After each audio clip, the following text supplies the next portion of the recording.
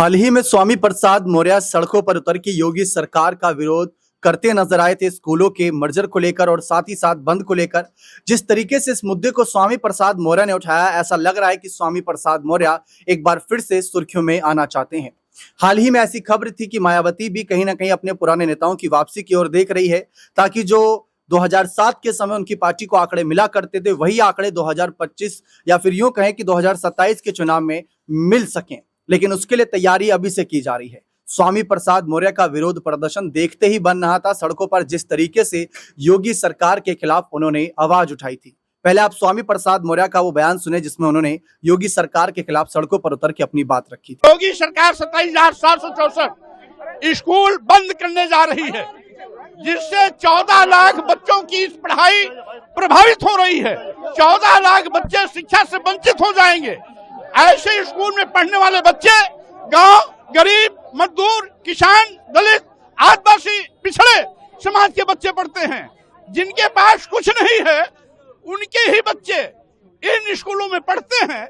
माननीय मुख्यमंत्री जी 27,764 प्राथमिक स्कूलों को बंद करके आज गरीब के बच्चों से शिक्षा से वंचित करना चाहते हैं, जिसके विरोध में अपनी जनता पार्टी महामहिम राज्यपाल जी को प्रतिवेदन देने के लिए यहाँ से रवाना हुई है। जिस तरीके से बात की जाए, आपका ज्ञापन जो है उसको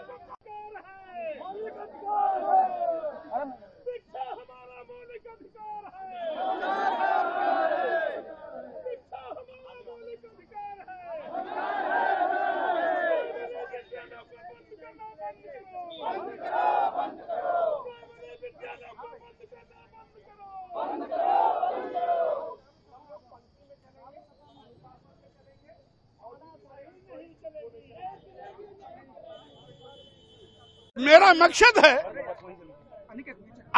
मकसद है प्रदेश के 27,764 बंद होने वाले स्कूलों को बचाने का।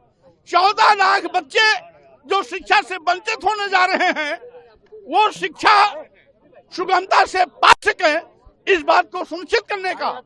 इन स्कूलों के बंद होने से 2.5 लाख शिक्षक, रसोइया और साथ ही साथ अन्य कर्मी जो सेवा से वंचित हो जाएंगे, उनकी सेवा सुरक्षित हो, इसलिए और साथ ही साथ 14 लाख बच्चों की पढ़ाई खत्म न हो, इसलिए आवश्यक है कि सभी स्कूल चलते रहना चाहिए। अगर योगी जी को स्कूल को बेहतर बनाना है तो आज आवश्यकता है प्रदेश के सभी विद्यालयों को चलाने के लिए 12,70,000 अध्यापकों की नियुक्ति होनी चाहिए, क्योंकि अभी मात्र 6.5 लाख अध्यापक है, जबकि कक्षा एक से लेकर के 8 तक क्लास 1 यानी प्रति क्लास एक अध्यापक के हिसाब से 12,70,000 अध्यापक की आवश्यकता है, जबकि मात्र 6.5 लाख अध्यापक है। 50% अध्यापकों से आज ये लगभग 2,40,000 प्राथमिक विद्यालय, जिसमें उच्च प्राथमिक विद्यालय, बेसिक विद्यालय शामिल हैं, उनको चलाने की कोशिश कर रहे हैं और बहाना बता रहे हैं नामांकन कम है।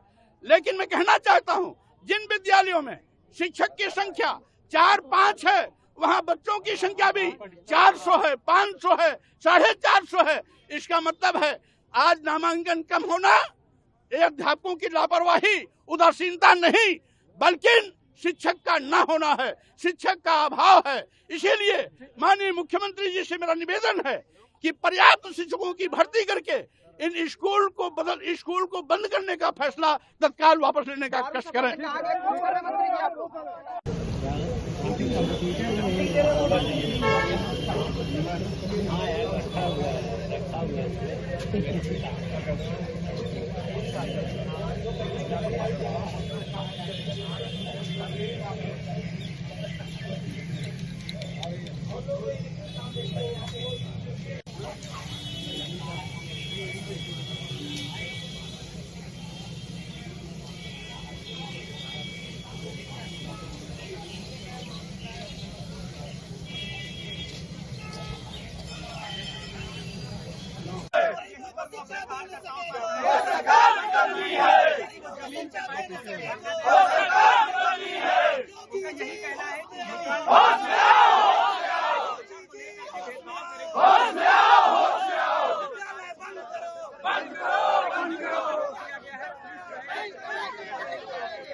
देखा आप सभी ने किस तरीके से स्वामी प्रसाद मौर्य में गुस्सा तो काफी नजर आया, लेकिन क्या इस गुस्से को एक सही दिशा मिलेगी?